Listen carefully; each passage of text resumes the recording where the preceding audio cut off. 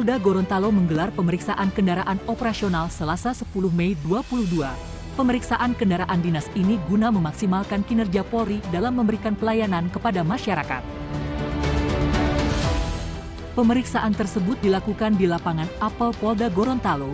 Wakapolda Gorontalo Brigjen Pol Dr. Andus Puji Prasetyanto SIK MSI MM memimpin langsung pemeriksaan kendaraan dinas tersebut. Satu persatu kendaraan dinas Polri dibuka dan diperiksa untuk mengetahui kondisi kendaraan yang akan dipergunakan dalam mendukung pelaksanaan tugas kepolisian mendatang.